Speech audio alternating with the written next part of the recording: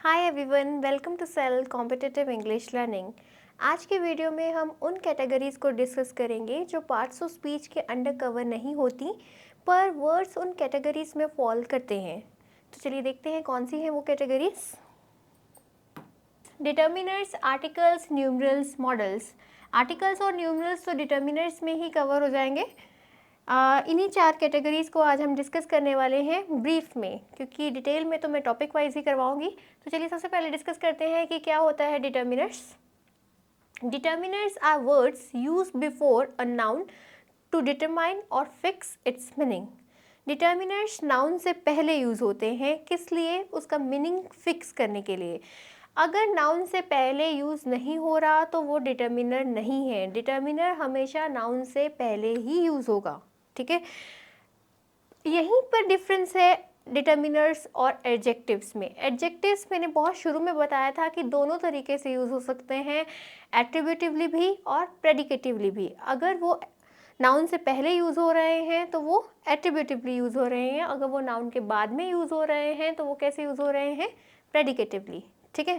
पर डिटर्मिनर्स कभी भी प्रेडिकेटिवली यूज़ नहीं हो सकते, वो हमेशा नाउन से पहले ही यूज़ होंगे।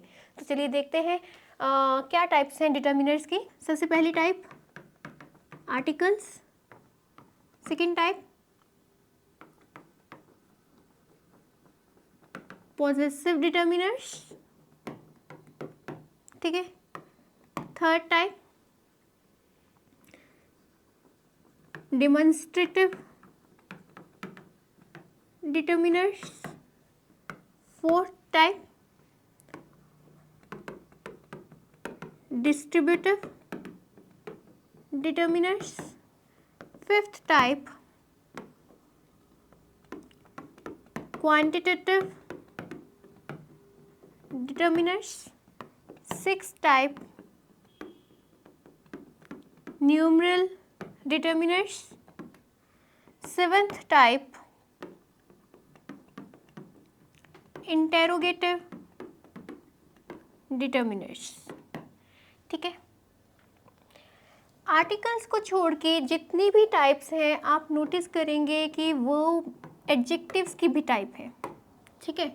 पॉजेसिव एडजेक्टिव भी होता है, डेमोन्स्ट्रेटिव एडजेक्टिव भी होता है, डिस्ट्रीब्यूटिव एडजेक्टिव भी होता है, क्वांटिटेटिव एडजेक्टिव को हम बोलते हैं adjective of quantity. Similarly numeral determiner को उधर बोलते हैं एडजेक्टिव ऑफ नंबर, ठीक है।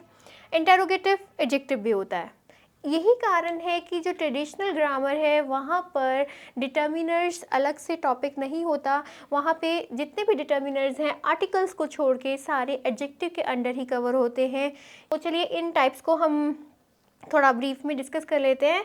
सबसे पहले आर्टिकल्स पे आते हैं। आर्टिकल्स क्या होते हैं? ए, एन और द, ठीक है।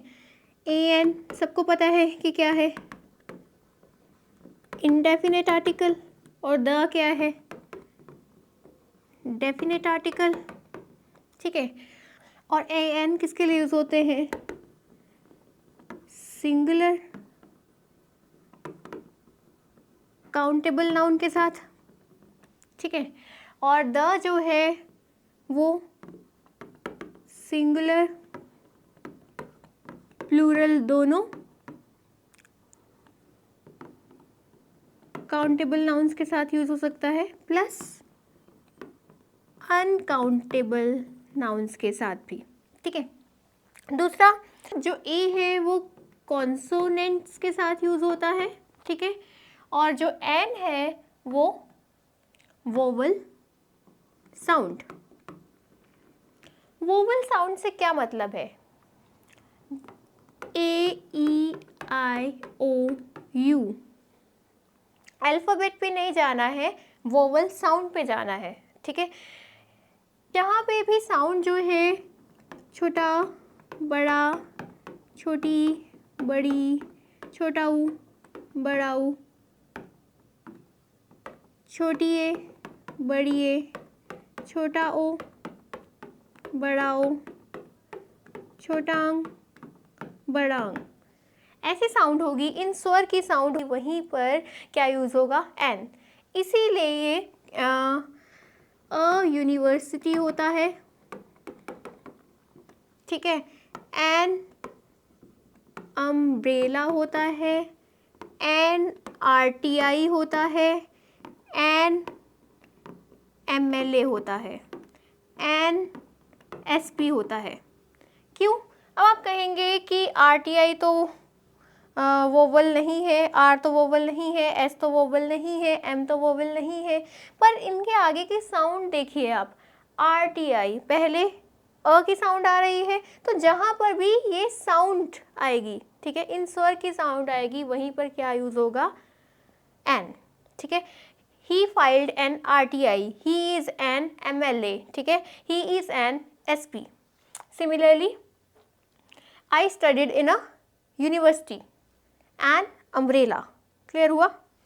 चलिए अब डिस्कस करते हैं काफ़ी इंपॉर्टेंट पॉइंट, ए एन और वन में क्या डिफरेंस है। ये जो ए एन है वो भी वन को ही तो इंडिकेट कर रहे हैं। जैसे अब मैं सेंटेंस लिखूं, अच्छा उसको इन ए एन को इनडेफिनेट आर्टिकल और उसको डेफिनेट आर्टिकल क्यों बोलते हैं ये भी डिस्कस कर लेते हैं। जैसे मैं एक सिंपल सेंटेंस बनाऊं, आई नीड अ पेन, तो यहाँ पे मतलब मुझे एक पेन चाहिए, तो मैं एक जनरल पेन की बात कर रही हूँ, कोई भी एक, ठीक है, तो यहाँ पर इनडेफिनेट आर्टिकल यूज़ होगा ए, ठीक है। पर आगे मैं ऐसा सेंटेंस लिखूँ कि yesterday I gave you a pen, I need dash pen। अब यहाँ क्या आएगा, अब मैं उसी पेन की बात कर रही हूँ जो मैंने तुम्हें कल दिया था। yesterday I gave you a pen, मैंने तुम्हें कल एक पेन दिया था, तो यहाँ पे क्या है, अ यूज़ हो रहा है, यानी कि मैं यहाँ पे जनरल पेन की बात कर रही हूँ। I need पेन, अब मैं उसी पेन की बात कर रही हूँ कि जो कल दिया था वही मुझे चाहिए, तो मैं स्पेसिफिक बात कर रही हूँ, तो यहाँ पे क्या यूज़ होगा, डेफिनेट आर्टिकल यूज़ होगा द। तो आपको ये इनडेफिनेट डेफिनेट का कंसेप्ट तो समझ में आया होगा, ठीक है। अब बात कर लेते हैं कि ए एन और वन में क्या डिफरेंस है। देखो आई नीड अ पेन, यहाँ पे मैं एक सिंगल थिंग की बात कर रही हूँ, ठीक है, एक पेन चाहिए, ठीक है, सिंगल को रिप्रेजेंट कर रहा है, ठीक है। ये जो वन है, अब मैं सेंटेंस लिखती हूँ, he is one of the best artist in the country. Similarly अगर मैं लिखूँ कि दिस इज वन एग्जाम्पल, इन दो सेंटेंसेस को आप पढ़ें तो क्या समझ में आता है, ठीक है, first sentence and second sentence, ठीक है। फर्स्ट सेंटेंस है he is one of the best artist in the country, तो यहाँ पर समझ में आ रहा है कि बहुत से बेस्ट आर्टिस्ट हैं, उनमें से ही एक है, ठीक है, यही इंप्रेशन जा रहा है माइंड पे। और similarly this is one example, यहाँ पर भी क्या कह रहे हैं कि एग्जाम्पल्स तो बहुत से हैं, देयर आर मैनी एग्जाम्पल्स, पर ये एक है, तो यानी कि यहाँ पे हम क्या कर रहे हैं, सिंगल्ड आउट, ठीक है, यानी कि हम एक काफ़ी में से एक स्पेसिफिक की बात कर रहे हैं, एक की बात कर रहे हैं। यहाँ पे भी बहुत सारे आर्टिस्ट हैं बेस्ट, पर उनमें से एक की बात कर रहे हैं। सिमिलरली यहाँ पे भी बहुत सारे एग्जांपल्स हैं, पर हम एक की बात कर रहे हैं, यानी कि हम सिलेक्टिवली बात कर रहे हैं, सिंगल्ड आउट। वहाँ पे हम सिंगल थिंग की बात कर रहे थे, यहाँ पे हमने जो सिलेक्ट कर ली, सिंगल्ड आउट कर ली, उस थिंग की बात कर रहे हैं। तो आपको वन और ए एन में डिफरेंस क्लियर हुआ।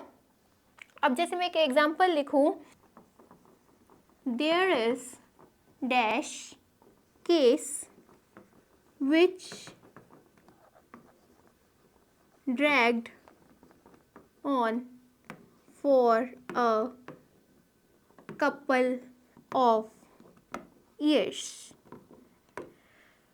तो तो there is dash case which dragged on for a couple of years. तो यहाँ पे क्या इंप्रेशन जा रहा है माइंड पे, क्या मीनिंग समझ में आ रहा है कि केसेस तो बहुत से हैं पर एक केस जो ड्रैग रहा, चलता ही रहा काफ़ी सालों के लिए। ठीक है, तो मैं अगेन सिंगल आउट कर रही हूँ, एक स्पेसिफिक केस की बात कर रही हूँ। तो यहाँ पे क्या आएगा, देयर इज वन केस। ऐसा नहीं है कि यहाँ पे अ केस नहीं आ सकता, अ भी आ सकता है, यहाँ पे भी एंड भी आ सकता है। ठीक है, यहाँ पे वन ही आएगा, he is one of the best नहीं होगा क्योंकि हम स्पेसिफिकली बात कर रहे हैं। तो यहाँ पर हम दिस इज़ एन एग्जाम्पल कह सकते हैं, पर वहाँ पे ऐसा मीनिंग नहीं जाएगा कि हम बहुत सारों में से एक को सिलेक्ट कर रहे हैं, सिंगल आउट कर रहे हैं। ठीक है, तो दिस इज़ एन एग्जाम्पल, मतलब ये एक एग्जाम्पल है। ठीक है, Similarly, there is a case which dragged on for a couple of years. एक केस है जो काफ़ी सालों तक चलता रहा। तो यहाँ पे इसका मीनिंग क्या होगा कि मतलब एक केस, सिंपल बात कर रहे हैं। पर there is one case, there is one case का मतलब हम बाकी केसों में से सिलेक्ट करके उस केस की बात कर रहे हैं। यानी कि हम कहना चाह रहे हैं there are many cases but this one case dragged on for a couple of years. तो आपको समझ में आया ए एन और वन का डिफरेंस। आगे वन जो है वो एज प्रोनाउन भी यूज़ होता है। वन को एज प्रोनाउन डिस्कस करते हैं। अगर मैं जैसे सेंटेंस लिखूं, हर emotion move from one of surprise to one of anger within seconds. तो यहाँ पर ये जो वन है वो किसे रिप्लेस कर रहा है, किसके लिए यूज़ हुआ है, इमोशन के लिए। इमोशन वर्ड क्या है, नाउन। तो वन जो वर्ड है वो कभी कभी कैसे यूज़ होता है, एज प्रोनाउन भी यूज़ होता है। ठीक है, नाउन को रिप्लेस करने के लिए। यहाँ पे ये किसको रिप्लेस कर रहा है, इमोशन वर्ड को। ठीक है, सिमिलरली वन जो है एज इंडेफिनिट प्रोनाउन भी यूज़ होता है। जैसे मैं बोलूँ one should keep once promise, one should keep once promise. तो यहाँ पर वन जो है वो एज इंडेफिनिट प्रोनाउन यूज़ हुआ है क्योंकि पर्सन को रेफ़र कर रहा है। जब वन को हम एज इंडेफिनिट प्रोनाउन यूज़ करते हैं तो उसके साथ में क्या यूज़ होता है, वंस। ठीक है, हिज या हर ना यूज़ करके हम क्या यूज़ करते हैं, वंस। क्लियर है। चलिए नेक्स्ट वन के बारे में थोड़ा और डिस्कस करते हैं। वन एज प्रोनाउन और भी यूज़ होता है जब हम एक ग्रुप में से स्पेसिफिक पर्सन या थिंग को रेफ़र करते हैं, तब भी जो है वन एज प्रोनाउन यूज़ होता है। जैसे मैं बोलूँ you are the one who made her cry. ठीक है, सिमिलरली अगर मैं बोलूँ she is the one who is responsible for this mess। ठीक है, तो यहाँ पर ये जो वन है वो किसको रेफर कर रहा है, यू को। जब हम यानी कि वहाँ पे बहुत से लोग हैं पर उनमें से कौन रिस्पॉन्सिबल है उसको रुलाने के लिए, यू। ठीक है, सिमिलरली यहाँ पे भी क्या है, she is the one who is responsible for this mess. बहुत से लोगों में से शी की बात हो रही है। तो जब हम एक स्पेसिफिक ग्रुप में से एक पर्टिकुलर थिंग को या पर्सन को पॉइंट आउट करें तब भी क्या यूज़ होता है, वन एज प्रोनाउन। क्लियर हुआ। तो आपको ए एन और वन का जो मैं डिफरेंस समझाना चाह रही थी वो क्लियर हुआ। नेक्स्ट टाइप है हमारी पॉजेसिव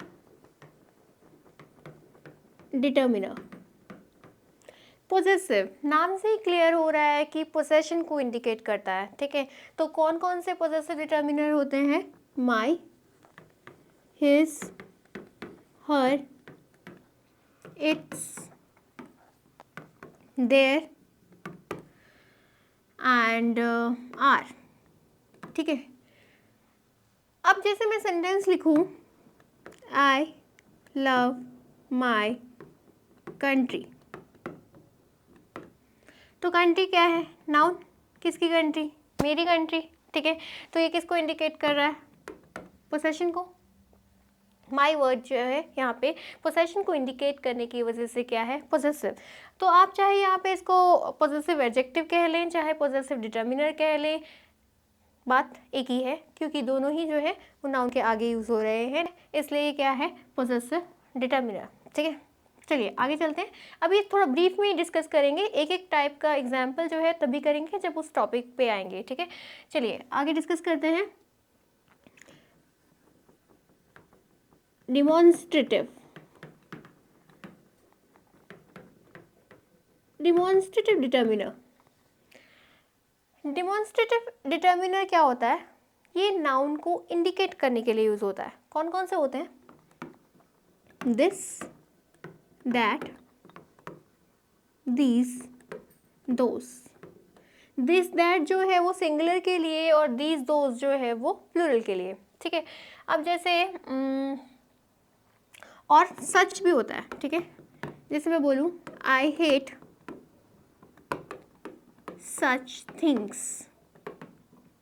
सिमिलरली अगर मैं बोलूँ these mangoes are sweet. Similarly अगर मैं बोलूँ those rascals must be punished. तो सच वर्ड किसे इंडिकेट कर रहा है, थिंग्स को। सिमिलरली दीज वर्ड किसे इंडिकेट कर रहा है, मैंगोज को। सिमिलरली दोज वर्ड किसे इंडिकेट कर रहा है, रास्कल्स को। तो रास्कल्स, मैंगोज, थिंग्स क्या है, नाउन। जो वर्ड्स नाउन को इंडिकेट करें उन्हें क्या बोलते हैं, डिमॉन्स्ट्रेटिव डिटर्मिनर। और नाउन्स के पहले यूज़ हो रहा है तो चाहे आप इसको डिटर्मिनर बोलो चाहे एडजेक्टिव बोलो, बिल्कुल सेम है। चाहे आप इसे कहें कि डिमॉन्स्ट्रेटिव एडजेक्टिव है, चाहे आप कहें इसे डिमॉन्स्ट्रेटिव डिटर्मिनर है, बात सेम है। ठीक है, चलिए आगे चलते हैं। नेक्स्ट है डिस्ट्रीब्यूटिव डिटर्मिनर। डिस्ट्रीब्यूटिव डिटर्मिनर कौन से होते हैं, ईच, एवरी, आइदर, नाइदर। जो डिस्ट्रीब्यूटिव डिटर्मिनर्स होते हैं वो एक ग्रुप के मेंबर्स को इंडिविजुअली रेफर करते हैं, ना कि कलेक्टिवली। उस ग्रुप में जितने भी मेंबर्स हैं उन सबको वो इंडिविजुअली रेफर करते हैं, दैट्स वाई क्या कहलाते हैं, डिस्ट्रीब्यूटिव। ठीक है, अब जैसे मैं बोलूँ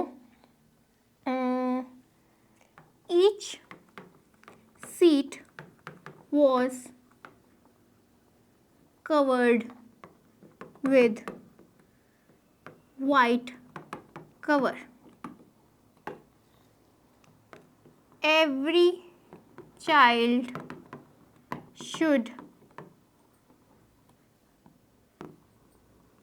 कल्टिवेट अ हॉबी। हर एक सीट जो है वाइट कवर से कवर्ड थी। ठीक है, तो ईच सीट, वहाँ पे जितनी भी सीट्स थी मैं उन हर एक सीट को कैसे रेफर कर रही हूँ, इंडिविजुअली, सबकी बात कर रही हूँ एज इंडिविजुअली। तो यहाँ पे क्या यूज़ हुआ है, ईच। तो ईच क्या है यहाँ पे, डिस्ट्रीब्यूटिव डिटर्मिनर। ठीक है, similarly next every child should cultivate a hobby. तो यहाँ पे भी मैं हर एक चाइल्ड की बात कर रही हूँ कि हर एक चाइल्ड को एक हॉबी डेवलप करनी चाहिए। ठीक है, तो ईच और एवरी में एक तो डिफरेंस क्या है, यहाँ पे ये डिस्कस कर लेते हैं। ईच जो है वो एक स्पेसिफिक ग्रुप को रेफर करता है, जबकि एवरी जो है वो एक जनरल स्टेटमेंट देने के लिए हम यूज़ करते हैं। ये एक जनरल स्टेटमेंट है, ये एक पर्टिकुलर ग्रुप तक सीमित है। ठीक है, और दूसरा अगर हम दो से ज़्यादा की बात करनी हो हमें तो हम एवरी यूज़ करते हैं। ठीक है, और अब जैसे सिमिलरली मैं सेंटेंस लिखूं, neither parents came to meet the teacher. ठीक है, अब एक तो मुझे आप इस सेंटेंस में एरर बताएं। ठीक है, दूसरा बताएं कि इसका मीनिंग क्या है। तो नाइदर का मतलब है कि हम दोनों की बात कर रहे हैं एज इंडिविजुअली, कि ना तो फादर आए मिलने टीचर से, ना ही मदर आई, ठीक है। तो नाइदर जो है वो सिंगुलर कंसिडर होता है, इसलिए यहाँ पर पेरेंट्स ना आके क्या यूज़ होगा, पेरेंट। क्लियर है, ठीक है। सिमिलरली अगर मैं एक और एग्जांपल लिखूं, नेक्स्ट पेज पे चलते हैं। नाइदर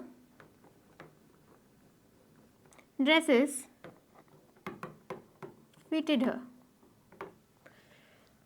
उसको दोनों में से कोई भी ड्रेस नहीं आई, ठीक है। तो मैं दोनों ही ड्रेसेस की एज इंडिविजुअल बात कर रही हूँ, तो यहाँ पे भी क्या आएगा, क्या मिस्टेक है अगेन, नाइदर ड्रेस फिटेड हर। क्लियर है। तो ईच, एवरी, आइदर, नाइदर क्या है, डिस्ट्रीब्यूटिव डिटर्मिनर्स हैं, चाहे आप इन्हें डिस्ट्रीब्यूटिव एडजेक्टिव बोलें, नाउन के आगे यूज हो रहे हैं। डिस्ट्रीब्यूटिव क्यों है ये, क्योंकि एक पर्टिकुलर ग्रुप की एस उसमें जितने भी मेंबर्स होते हैं उसकी एज इंडिविजुअल बात करते हैं, ना कि कलेक्टिवली। क्लियर है। नेक्स्ट टाइप पे आते हैं, इंटेरोगेटिव। इंटेरोगेटिव कौन से होते हैं, व्हाट, विच,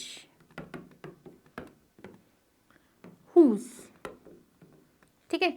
ये तीन वर्ड्स जो हैं वो इंटेरोगेटिव एडजेक्टिव्स हैं, और यही तीन वर्ड्स इंटेरोगेटिव डिटर्मिनर्स हैं। जैसे मैं बोलूँ what colour is your bag, या हम बोलें हुज बुक इज दिस, ठीक है। अब यहाँ पर ये जो व्हाट है वो किसे क्वालिफाई कर रहा है, कलर को। कलर क्या है, नाउन, ठीक है। जो चीज़ नाउन को क्वालिफाई करे उसे क्या बोलते हैं, एडजेक्टिव। चाहे आप व्हाट को यहाँ पे इंटेरोगेटिव एडजेक्टिव बोलें, चाहे आप इसको इंटेरोगेटिव डिटर्मिनर बोलें, सेम थिंग है। क्लियर है। अब आते हैं नेक्स्ट टाइप पे, क्वांटिटेटिव डिटर्मिनर्स। क्वांटिटेटिव डिटर्मिनर्स जो है वो क्वांटिटी को रेफर करते हैं, ठीक है। जैसे some, any, no, enough, little,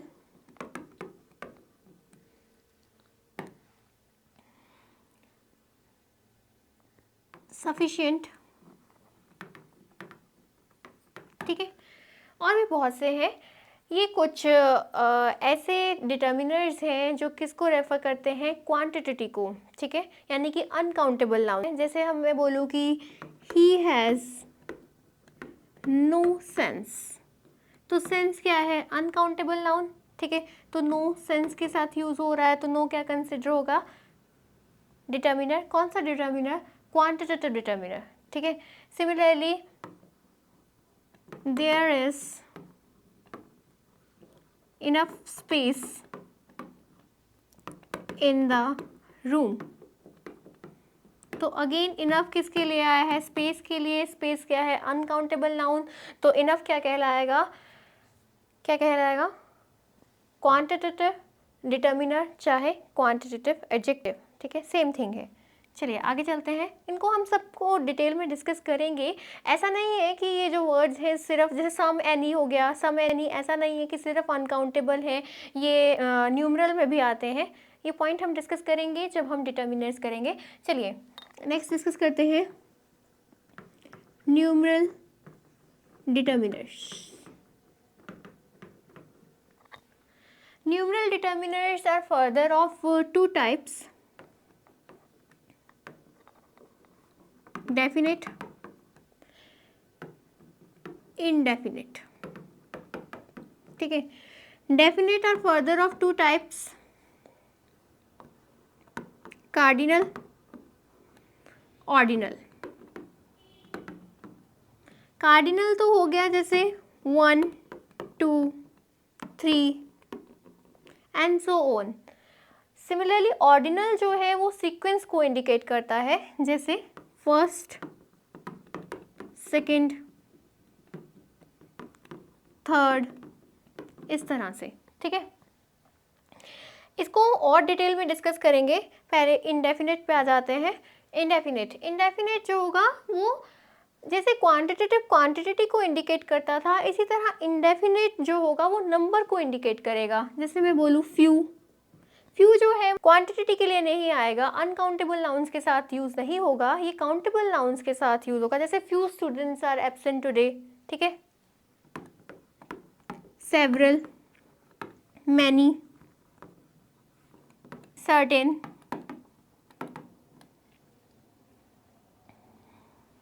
ये कुछ क्या है, इंडेफिनिट न्यूमरल डिटर्मिनर्स हैं, ठीक है। चलिए अब डिस्कस करते हैं कार्डिनल ऑर्डिनल को, ही थोड़ा और डिटेल में डिस्कस करते हैं। जो ऑर्डिनल है उनके साथ में हम क्या यूज़ करते हैं, द, जैसे the first chapter is on verb, पहला चैप्टर वर्ब पे है, ठीक है। फर्स्ट जो है ऑर्डिनल है, ऑर्डिनल न्यूमरल है, तो यहाँ पर क्या यूज़ हो रहा है, द, ठीक है। सिमिलरली अगर मैं बोलूँ one student is absent today, तो दोनों ही वर्ड्स आप देखो किसके आगे यूज़ हो रहे हैं, चैप्टर, स्टूडेंट, दोनों ही क्या है, नाउन। नाउन को क्वालिफाई करने की वजह से ये क्या है, एडजेक्टिव कह लो, डिटर्मिनर कह लो, एक ही बात है, ठीक है। कौन सा, ये क्या है, न्यूमरल डिटर्मिनर, ये भी न्यूमरल डिटर्मिनर, फर्दर न्यूमरल में भी ये कार्डिनल और ये क्या है, ऑर्डिनल, क्लियर है। और ऑर्डिनल्स के साथ हम द यूज़ करते हैं। सो अगर मैं एक सेंटेंस लिखूँ, the two students whom you taught yesterday have come to meet you, ठीक है, जिन दो स्टूडेंट्स को तुमने कल पढ़ाया वो तुम्हें मिलने के लिए आए हैं। तो यहाँ पर आप कहेंगे कि अभी तो कहा था कि कार्डिनल के साथ द नहीं, ऑर्डिनल्स के साथ द यूज़ होता है, तो यहाँ पे द कैसे आया। एक्चुअली यहाँ पे जो द है टू के लिए नहीं आया है, स्टूडेंट्स के लिए आया है। अभी पहले हम पढ़ के आए थे इंडेफिनिट डेफिनिट के बारे में, ये जो स्टूडेंट्स हैं ये स्पेसिफिक है, क्लियर है। चलिए आगे और समझते हैं ऑर्डिनल्स को। हमने किया कि 1 2 3 जो है वो कार्डिनल न्यूमरल्स हैं, और फर्स्ट सेकंड थर्ड फोर्थ जो ऑर्डर को, सीक्वेंस को इंडिकेट करें वो ऑर्डिनल न्यूमरल्स हैं, ठीक है। पर इसके अलावा भी तो कुछ वर्ड्स होते हैं, जैसे नेक्स्ट, ठीक है, लास्ट, सब्सिक्वेंट, ठीक है, लेटर। ये वर्ड्स क्या कहलाते हैं, ये ऑर्डिनल्स की एक सब कैटेगरी है जिसे बोलते हैं जनरल ऑर्डिनल्स, ठीक है। जैसे मैं बोलूँ the latter part of the movie was boring, तो पार्ट नाउन है, इसको क्वालिफाई कर रहा है, तो क्या हुआ, एडजेक्टिव और डिटर्मिनर। आगे फर्दर कौन सा, ऑर्डिनल, ऑर्डिनल में भी कौन सा, जनरल, ठीक है। क्लियर हुआ इतना। और इसका मीनिंग क्या होता है, ये वाला जो लेटर है इस वाले लेटर से अलग कैसे है, ये वाला ये जो लेटर है ये कैसे यूज़ होता है, एज एडजेक्टिव। जनरली ये आपको एज एडजेक्टिव यूज़ होता मिलेगा, और इसका मीनिंग होता है बाद वाला। और ये वाला ये जो लेटर है ये कैसे यूज़ होता है, as most of the time as adverb. पर एक्सेप्शंस हर चीज़ की होती हैं, इसकी भी एक्सेप्शन है, इसकी एक्सेप्शन तब डिस्कस करेंगे जब हम होमोनिम्स डिस्कस करेंगे। फिलहाल आप इतना याद रखें कि ये जो लेटर है ये एज एडजेक्टिव यूज़ होता है, और इसका मीनिंग होता है बाद वाला, कि मूवी का बाद वाला पार्ट जो था वो बोरिंग था। और ये जो लेटर है वो एज एडवर्ब यूज़ होता है, और इसका मीनिंग होता है बाद में, ठीक है। जैसे I will call you later, तो यहाँ पे ये लेटर किसे क्वालिफाई कर रहा है, कॉल वर्ब को, जो चीज़ वर्ब को क्वालिफाई करे वो एडवर्ब। तो यहाँ पर ये लेटर क्या है, मैं तुम्हें बाद में कॉल करूँगी, ठीक है, बाद वाला कॉल करूँगी नहीं, बाद में ना, तो दैट्स वाई यहाँ पे क्या आएगा, LATER, लेटर, और इसका मीनिंग बाद में, और ये कैसे यूज़ हो रहा है, एज एडवर्ब, ठीक है। बेसिक पॉइंट जो हमें याद रखना है वो ये है कि जो लेटर वर्ड है वो एज एडजेक्टिव यूज़ होता है, और ये जो लेटर वर्ड है एज एडवर्ब यूज़ होता है। तो हम अपने टॉपिक पे दोबारा आते हैं। हम क्या डिस्कस कर रहे थे, हाँ ये वर्ड्स भी होते हैं, नेक्स्ट हो गया, लास्ट हो गया, सब्सिक्वेंट हो गया, लेटर हो गया, ये क्या कहलाते हैं, जनरल ऑर्डिनल्स। चलिए नेक्स्ट, अब एक बहुत इंपॉर्टेंट पॉइंट डिस्कस करते हैं कि न्यूमरल्स और डिटर्मिनर्स में क्या डिफरेंस है।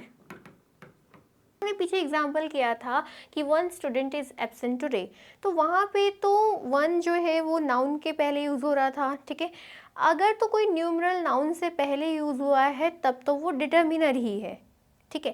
पर अगर वो नाउन से पहले यूज़ नहीं हुआ तो वहाँ पे वो अब डिटर्मिनर नहीं है, वो न्यूमरल है, ठीक है। अब जैसे मैं सेंटेंस बोलूँ, the two of us are going for a movie. Similarly मैं बोलूँ the first of many rows was unoccupied. Okay तो सबसे पहले तो मुझे ये बताओ कि किस किस को यहाँ पे लग रहा है कि वर आना है। जनरली हमारी आदत, हमारी टेंडेंसी क्या होती है कि जो नियरेस्ट वर्ड है उसको देख के लगा देना है, रोज़ है तो वर लगा दो। पर लेकिन हम ये भी तो देखेंगे ना कि हमारे सेंटेंस का सब्जेक्ट कौन है, जो वर्ब होती है वो सब्जेक्ट के अकॉर्डिंग ही तो आती है। तो यहाँ पर किसकी बात हो रही है, फर्स्ट रो की, जो कि खाली है, अनऑक्यूपाइड है। तो यहाँ पर मेरा सब्जेक्ट फर्स्ट है जो कि सिंगुलर है, दैट्स वाई क्या आएगा, वॉज आएगा। चलिए अब आते हैं टॉपिक पे। मैं कह रही थी कि जब तो कोई न्यूमरल नाउन के आगे यूज़ हुआ है तब तो वो डिटर्मिनर ही है, पर इन दो सेंटेंसेस में ऐसा नहीं हो रहा, आगे आगे नाउन नहीं है। तो यहाँ पर ये जो टू है और फर्स्ट है, नाउन के आगे आगे यूज़ नहीं हो रहे, तो यानी कि ये डिटर्मिनर नहीं है, यहाँ पर ये न्यूमरल्स है, ठीक है। और न्यूमरल्स में भी आगे फर्दर सब क्लास ऑफ नाउन, तो ये एस नाउन काम कर रहे हैं, ठीक है। तो अगर ये एस नाउन काम कर रहे हैं तो इनके आगे क्या यूज़ हो सकता है, डिटर्मिनर यूज़ हो सकता है। तो द यहाँ पर दोनों ही जगह पे क्या है, डिटर्मिनर है। कौन सा डिटर्मिनर, आगे आर्टिकल, आर्टिकल भी कौन सा, डेफिनेट आर्टिकल, ठीक है। तो जब न्यूमरल एज सब क्लास ऑफ नाउन काम करता है तो वहाँ पे वो एज डिटर्मिनर किसी न्यूमरल को भी ले सकता है, ठीक है। जैसे मैं एग्जांपल लिखूँ, 5 2s are 10, ठीक है। अब मुझे इसको समझाइए ज़रा, ठीक है। तो यहाँ पर ये जो टूज वर्ड है वो अ सब क्लास ऑफ नाउन है, दैट इज प्लूरल नाउन। कौन सा नाउन, प्लूरल नाउन। यहाँ पर ये जो न्यूमरल है वो कैसे काम कर रहा है, एज नाउन, नाउन काम कर रहा है, तो ये अपने आगे किसे ले सकता है, डिटर्मिनर। डिटर्मिनर में भी आगे ये कौन सा डिटर्मिनर, न्यूमरल डिटर्मिनर, ठीक है। और ये इधर 10 क्या है, पहले इतना ही समझते हैं। देखिए ये जो टूज वर्ड है यहाँ पर नाउन के पहले नहीं आ रहा, ठीक है। यहाँ पे कोई नाउन तो नहीं है, यानी कि ये एडजेक्टिव या डिटर्मिनर नहीं है। और ये टूज वर्ड जो है वो कैसे काम कर रहा है, एज नाउन, इसीलिए इसको कौन क्वालिफाई कर रहा है, एक डिटर्मिनर, ठीक है। कौन सा डिटर्मिनर, न्यूमरल डिटर्मिनर, ठीक है। एक न्यूमरल कहने का मतलब ये है, यहाँ पे ये समझाया जा रहा है कि जब एक numeral as a plural noun काम करता है तो उसको एक न्यूमरल एज डिटर्मिनर क्वालिफाई कर सकता है। समझ में आया। यहाँ पर ये जो 10 है अगेन नाउन के आगे यूज़ नहीं हो रहा, यानी कि डिटर्मिनर तो है नहीं, तो क्या है, न्यूमरल। मे भी थोड़ा सा आपको कॉम्प्लिकेटेड लगे तो मैं 3-4 सेंटेंसेस लिखती हूँ ताकि आपको ये कंसेप्ट जो है वो क्लियर हो। आप मुझे बताइएगा कि न्यूमरल है, डिटर्मिनर है। चलिए बताइए। 7 इज़ माई लकी नंबर। आपको ये बताना है न्यूमरल है या डिटर्मिनर है। तो यहाँ पर ये जो 7 वर्ड है वो किसी नाउन को तो क्वालिफाई नहीं कर रहा, ठीक है। तो क्या है, न्यूमरल है। क्लियर हुआ। चलिए, this is your last chance, किसको क्वालिफाई कर रहा है, चांस नाउन को। तो ये क्या है, लास्ट क्या हुआ यहाँ पे, डिटर्मिनर। क्लियर है? Okay, next, each team consist of 11 members. Again 11 किससे क्वालिफाई कर रहा है? मेंबर्स को। मेंबर्स क्या है? नाउन। तो यहाँ पर 11 क्या हुआ? डिटर्मिनर। चलिए, 2 5s आर 10। ये बिल्कुल स्टेटमेंट वही वाली सेम है जहाँ पे हमने किया था 5 2s आर 10। यही यहाँ पे क्या है? 2 5s आर 10। ठीक है, फर्दर कोई आगे यहाँ पे नाउन तो नहीं यूज़ हो रहा, दैट्स वाई 10 क्या है? न्यूमरल। ओके, यहाँ पे ये जो 5s है, ये जो 5s है यहाँ पे कैसे काम कर रहा है? As noun. तो ये वाला 2 क्या कहलाएगा? डिटर्मिनर, नाउन से पहले डिटर्मिनर। और ये 5s कैसे काम कर रहा है? As noun. क्लियर हुआ? चलिए, he was the last to arrive. Again यहाँ पर आगे फर्दर कोई नाउन नहीं है, तो ये क्या कहलाएगा? न्यूमरल। क्लियर है? आई होप आपको न्यूमरल और डिटर्मिनर्स का डिफरेंस समझ में आया होगा। बेसिक कंसेप्ट बिल्कुल वही है कि डिटर्मिनर हमेशा नाउन से पहले यूज़ होगा। ठीक है, अगर नाउन है तो वो डिटर्मिनर है। ठीक है, अगर नाउन नहीं है तो वहाँ पर वो न्यूमरल है। ठीक है, और न्यूमरल एज नाउन, सब क्लास ऑफ नाउन भी काम कर सकता है। और जब वो एज नाउन काम कर रहा है न्यूमरल, तो वहाँ पर उसे कोई डिटर्मिनर भी क्वालिफाई कर सकता है। इस सेंटेंस में यही तो हो रहा है, 2 5s आर 10। यहाँ पे ये वाला जो 5s है वो एज नाउन काम कर रहा है, इसीलिए उसके आगे डिटर्मिनर है 2। क्लियर हुआ? चलिए, अब आते हैं हमारे आज के लास्ट टॉपिक पे, दैट इज मॉडल्स। मॉडल्स क्या होते हैं? Modals are actually helping verbs. Helping verbs को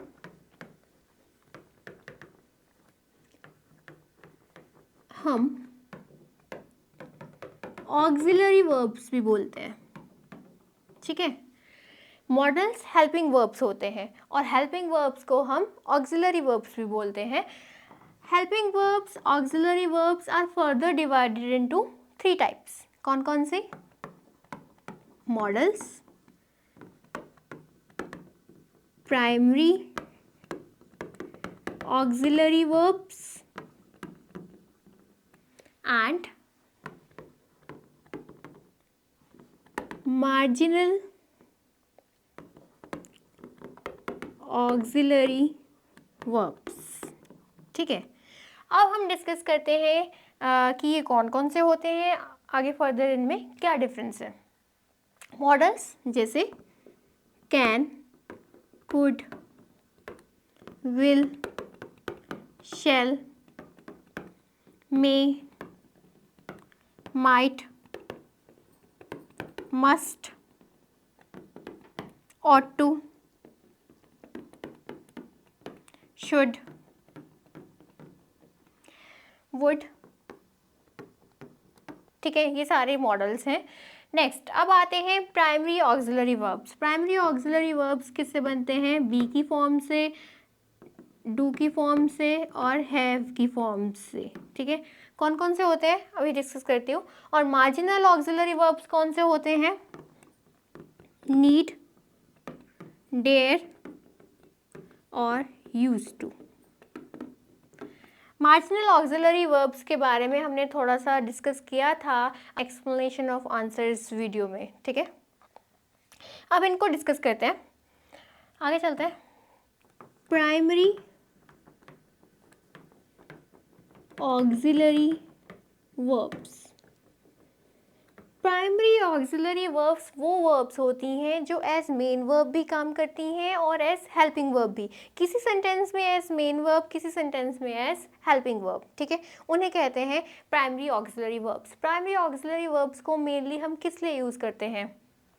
टेंसेस में, या हमने नेगेटिव सेंटेंस बनाना है तो, या हमने पैसिव सेंटेंस बनाना है तो, या फिर हमने इंटेरोगेटिव सेंटेंस बनाना है तब।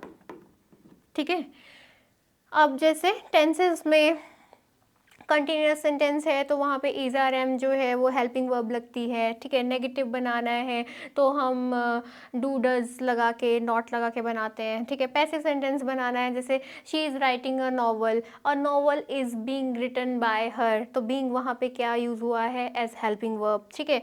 इंटेरोगेटिव सेंटेंसेस भी हम आर यू वर्किंग, ठीक है, तो इन वर्ब्स की हेल्प से बनाते हैं। तो इन्हीं वर्ब्स को हम डिस्कस करते हैं। बी, डू और हैव की फॉर्म्स। बी की कौन सी फॉर्म्स होंगी? Be, is, am, are, was, were, being and been. और डू की डू, डज और डिड। नेक्स्ट हैव की हैज़, हैव एंड हैड, ठीक है। तो यहाँ पे मैंने डन नहीं यूज़ किया, डन नहीं लिखा। क्यों नहीं लिखा? क्योंकि डन वर्ड जो है वो एज हेल्पिंग वर्ब यूज़ नहीं होता, वो एज मेन वर्ब ही यूज़ होता है। हम डिस्कस कर रहे हैं primary auxiliary verbs. Primary auxiliary verbs वो वर्ब्स होती हैं जो किसी सेंटेंस में एज मेन वर्ब, किसी सेंटेंस में एज हेल्पिंग वर्ब, ठीक है। अगर मैं बोलूँ I am working in an institute, तो यहाँ पर जो एम जो है वो कैसे यूज़ हुआ है? एज हेल्पिंग वर्ब, क्योंकि यहाँ पर वर्किंग जो है वो मेन वर्ब है, तो एम जो है वो हेल्पिंग वर्ब है। सिमिलरली मैं बोलूँ ही इज़ अ लायर, ठीक है, तो यहाँ पर इसके अलावा तो और कोई वर्ब ही नहीं है, तो इस कैसे काम कर रहा है? As main verb. यानी कि प्राइमरी ऑक्सिलरी वर्ब्स वो वर्ब्स होती हैं जो एज मेन वर्ब भी काम करती हैं और जो एज हेल्पिंग वर्ब भी काम करती हैं, ठीक है। अब जैसे एक और एग्जांपल ले लेते हैं। अब मैं बोलूँ यू आर बीइंग फनी, ठीक है। सिमिलरली अगर मैं बोलूँ a novel is being written by you. ऊपर वाले सेंटेंस में बीइंग जो है एज मेन वर्ब यूज़ हुआ है, नीचे वाले सेंटेंस में बीइंग जो है वो एज हेल्पिंग वर्ब यूज़ हुआ है, क्योंकि रिटन जो है वो मेन वर्ब है। ये एक्चुअली एक पैसिव सेंटेंस है। वही तो हमने डिस्कस किया था कि प्राइमरी ऑक्सिलरी वर्ब्स को हम पैसिव सेंटेंस बनाने के लिए, नेगेटिव सेंटेंस बनाने के लिए, इंटेरोगेटिव सेंटेंस बनाने के लिए या टेंसेस में यूज़ करते हैं, ठीक है।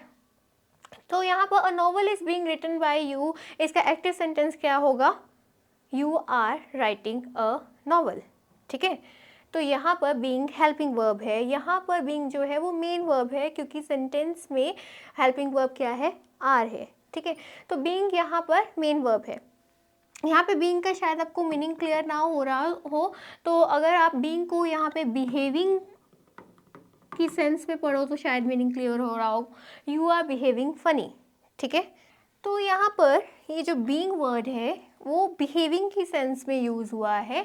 आप बिहेविंग को पढ़ के देखिए तो मीनिंग क्लियर हो रहा होगा कि you are behaving funny, you are behaving rude, ठीक है। तो आपके माइंड में क्वेश्चन आ रहा होगा, बीइंग और बिहेविंग तो वर्ब हैं, तो इसको क्वालिफाई कर रहा है तो एडवर्ब होना चाहिए, तो यानी कि इन अ फनी मैनर आना चाहिए या फिर रूडली आना चाहिए। तो इसका आंसर ये है कि जैसे मैंने आपको बताया था कि वर्ब्स ऑफ सेंसेशन के साथ में हमेशा एडजेक्टिव आता है। इसी तरह कुछ वर्ब्स हैं जिनके साथ में हमेशा एडजेक्टिव आता है। उन वर्ब्स को हमेशा एडजेक्टिव क्वालिफाई करेगा, एडवर्ब नहीं। कौन सी हैं वो वर्ब्स? बी, गेट, ठीक है। कुछ ऐसी वर्ब्स हैं जिनको हमेशा क्या है? एक एडजेक्टिव क्वालिफाई करेगा। अब जैसे मैं सेंटेंस लिखूं, गेट पे सेंटेंस लिखूं, ही गोट, क्या लगाओगे यहाँ पे? एंग्री या एंग्रीली? एंग्री यूज़ होगा, क्योंकि गेट एक ऐसी वर्ब है जहाँ जिसके साथ में हम क्या यूज़ करते हैं? एडजेक्टिव। सिमिलरली अगर मैं गोट हटा के यहाँ पे बिहेव्ड कर दूँ, ठीक है, अब क्या आएगा? Angrily. How he behaved? Angrily. How का आंसर कर रहा है तो एडवर्ब ऑफ मैनर है, ठीक है। वर्ब को क्वालिफाई करने की वजह से एडवर्ब ऑफ मैनर है। कौन सा वर्ड? एंग्रीली, ठीक है। तो कुछ वर्ब्स होती हैं, वर्ब्स ऑफ सेंसेशन तो होती ही होती हैं, उसके अलावा भी बहुत सी वर्ब्स होती हैं जिनको हमेशा एडजेक्टिव क्वालिफाई करता है। उन्हीं में से ये दो वर्ब्स हैं, बी और गेट, यही कारण है कि वहाँ पे फनी आ रहा है और रूड आ रहा है। अब आते हैं हम अपने टॉपिक पे। हमारा टॉपिक ये था कि प्राइमरी ऑक्सिलरी वर्ब्स जो हैं वो एज मेन वर्ब भी काम करती हैं, एज हेल्पिंग वर्ब भी। किसी सेंटेंस में मेन वर्ब, किसी सेंटेंस में एज हेल्पिंग वर्ब, इसीलिए उन्हें क्या कहा जाता है, प्राइमरी ऑक्सिलरी वर्ब्स। ठीक है, अब आते हैं मॉडल्स पे। मॉडल्स, जितने भी हमने मॉडल्स अभी यहाँ पे लिखे थे, can, could, may, might, would, should, ought to, must, ये सारे मॉडल्स हैं और हमेशा एज हेल्पिंग वर्ब यूज़ होंगे। तो प्राइमरी ऑक्सिलरी वर्ब्स और मॉडल्स में मेन डिफरेंस यही है कि प्राइमरी ऑक्सिलरी वर्ब्स तो एज मेन वर्ब भी काम करते हैं, एज हेल्पिंग वर्ब भी, पर मॉडल्स हमेशा एज हेल्पिंग वर्ब यूज़ होंगे और उनके बाद में जो वर्ब होगी वो हमेशा first form of the verb होगी। मॉडल्स के एग्जैक्टली बाद में हमेशा first form of the verb use होती है, not even first form of the verb plus ING. Second form of the verb और third form of the verb तो भूल ही जाओ, first form of the verb plus ING भी नहीं। तो कभी आपने सोचा है कि फ्यूचर कंटिन्यूअस का जो रूल होता है वो वैसा क्यों है? क्या रूल है फ्यूचर कंटिन्यूअस का? Will, shall plus be plus first of the verb plus ING. जैसे हम कोई सेंटेंस लें कि मैं कल इस समय मार्केट में शॉपिंग कर रही होंगी, तो इसका कैसे बनेगी English? I will be shopping in the market at this time tomorrow। ठीक है, तो I will be shopping in the market at this time tomorrow. तो ये विल क्या है? मॉडल है। ठीक है, तो यहाँ पर मॉडल के बाद में हमेशा क्या होगा? First form the verb B. इसीलिए शॉपिंग से पहले किसको ऐड किया गया? First form of the verb को। क्यों? क्योंकि विल, शैल मॉडल्स हैं और मॉडल्स के बाद में हमेशा first form of the verb use होती है, not even first form of the verb plus ING. इसीलिए बीच में यहाँ पे ये बी एडिड है। क्लियर है? मॉडल्स के बाद में हमेशा first form of the verb use होगी और वो first form of the verb कैसे यूज़ होती है? As bare infinitive. कैसे यूज़ होती है? As bare infinitive. अब ये बेयर इन्फिनेटिव क्या है, ये डिस्कस करते हैं। बेयर इन्फिनेटिव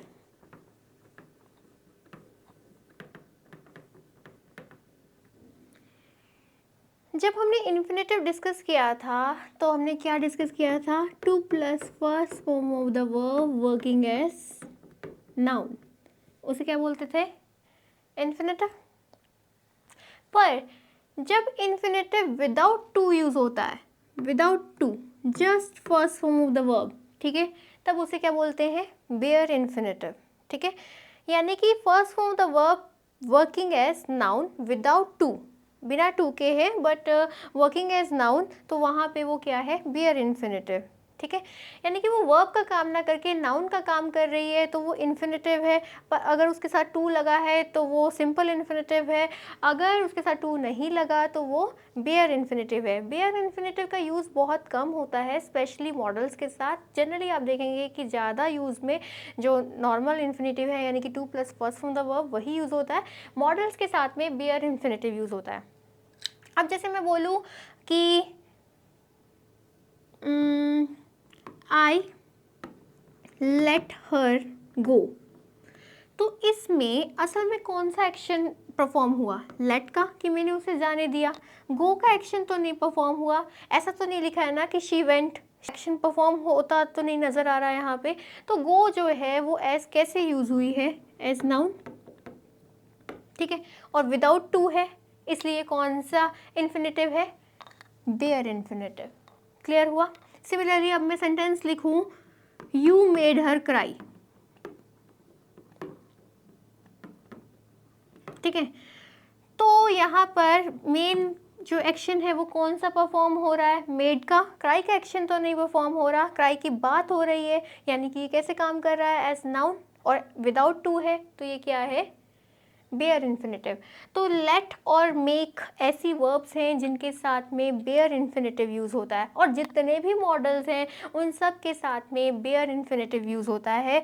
जैसे मैं लिखूं कि I can speak French, I can speak French. तो यहाँ पर स्पीक का एक्शन तो परफॉर्म नहीं हो रहा, बात हो रही है जस्ट, ठीक है। तो कैन क्या है यहाँ पे? मॉडल। मॉडल के बाद में हमेशा फर्स्ट फॉर्म द वर्ब आएगी, working as what? Working as bare infinitive, ठीक है। सिमिलरली अब इन सेंटेंस को ज़रा देखिए, ये क्या इंडिकेट कर रहा है कैन यहाँ पे? एबिलिटी को, ठीक है। कैन जो है वो एबिलिटी को इंडिकेट करने के लिए यूज़ होता है, और भी बहुत से यूजेस होते हैं कैन के, एबिलिटी उनमें से एक है। We should respect our elders. तो यहाँ पर ये जो शुड है वो कैसे यूज़ हुआ है? As modal. यहाँ पे फर्स्ट फ्रॉम द वर्ब क्या है? रिस्पेक्ट। तो रिस्पेक्ट की एज जनरल बात हो रही है वर्ब की, अगेन ये क्या है? Bare infinitive. और शुड क्या है? We should respect our elders, ये क्या है? एक मॉरल ऑब्लिगेशन यानी कि नैतिक कर्तव्य। नैतिक कर्तव्य के लिए आप यहाँ पे ought to भी यूज़ कर सकते हो। अगर टू होता यहाँ पे तो इधर क्या आता? ought। यहाँ पे ought to भी आ सकता था, ठीक है। और डिटेल में हम डिस्कस करेंगे कि should, ought to और must कब कहाँ कैसे यूज़ होते हैं जब हम मॉडल्स टॉपिक करेंगे, ठीक है। आई विल मीट यू, तो यहाँ पे मीट का एक्शन तो परफॉर्म नहीं हो रहा, तो अगेन विल क्या है? मॉडल, और मीट क्या है? Bare infinitive. We must follow the traffic rules, ठीक है। तो जहाँ पे मैंडेटरी होता है समथिंग, कुछ मैंडेटरी कहना हो, जैसे कहना हो कि candidates must write in blue ink, कि कैंडिडेट्स जो है वो ब्लू इंक से ही लिखें, तो वहाँ पे क्या होगा? मस्ट। जहाँ पे हमने कंपल्शन को इंडिकेट करना है या फिर कुछ मैंडेटरी थिंग को इंडिकेट करना है तो वहाँ पे हम मस्ट यूज़ करते हैं। तो यहाँ पे फॉलो का एक्शन तो नहीं परफॉर्म हो रहा, अगेन जस्ट बात हो रही है, यानी कि एज नाउन काम कर रहा है। नाउन मतलब वर्ब अगर नाउन का काम करे तो वो इन्फिनेटिव है, पर यहाँ पे एज विदाउट टू है तो क्या है? बेयर इन्फिनेटिव, ठीक है। Again it may rain today, rain का एक्शन तो परफॉर्म नहीं हो रहा ना, इट इज़ रेनिंग टुडे तो नहीं बोल रहे ना। तो मे मॉडल है, मॉडल के बाद में फर्स्ट फ्रॉम द वर्ब आएगी, जनरल बात हो रही है रेन की, ठीक है, यानी कि एज नाउन काम कर रहा है, विदाउट टू है तो अगेन क्या है? Bare infinitive. Someone is knocking at the door, तो मेन एक्शन यहाँ पे कौन सा परफॉर्म हो रहा है? नॉकिंग का। इज क्या हुई यहाँ पे? Primary auxiliary verb. नॉकिंग क्या हुई? Main verb. It might be Sudha. देखो जब तो पॉसिबिलिटी थोड़ी ज़्यादा होती है तब हम यूज़ करते हैं मे। जब हम कंप्लीटली गैस लगाते हैं, ठीक है, तो वहाँ पे हम क्या यूज़ करते हैं? माइट। अब कोई डोर नॉक कर रहा है तो हमें नहीं पता कि उधर कौन है, तो हम गैस कर रहे हैं, तो इसलिए यहाँ पे क्या यूज़ हुआ है? माइट। यानी कि जब पॉसिबिलिटी कम होती है तो हम वहाँ पे क्या यूज़ करते हैं? माइट। तो it might be Sudha. Again यहाँ पे माइट क्या है? मॉडल है, मॉडल के बाद मुझे फर्स्ट फ्रॉम द वर्ब लगानी थी तो क्या यूज़ हुआ है? बी। क्लियर हुआ आपको? मॉडल्स हमेशा एज हेल्पिंग वर्ब काम करेंगे और उनके बाद में first from the verb use होगी, और वो फर्स्ट फ्रॉम द वर्ब कैसे होती है? एज बेयर इन्फिनेटिव, क्योंकि उस फर्स्ट फ्रॉम द वर्ब का एक्शन परफॉर्म नहीं हो रहा होता, हम जनरल बात करते हैं, दैट्स वाई वहाँ पे वो क्या होती है? Bare infinitive. क्लियर है? अब आते हैं लास्ट पॉइंट पे, जो है marginal auxiliary verbs. Marginal auxiliary verbs कौन कौन से हैं? नीड, डेयर और यूज टू।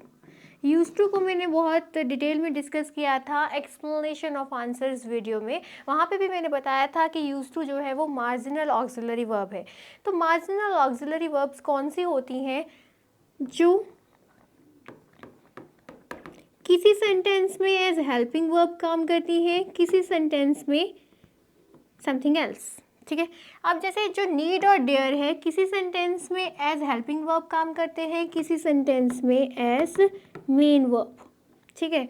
और यूज टू किसी सेंटेंस में एज हेल्पिंग वर्ब काम करेगा और किसी सेंटेंस में एज एडजेक्टिव, ठीक है। इसीलिए इन्हें मार्जिनल ऑक्सिलरी वर्ब्स बोला जाता है और इन्हें सेमी मॉडल्स भी कह सकते हैं, ठीक है।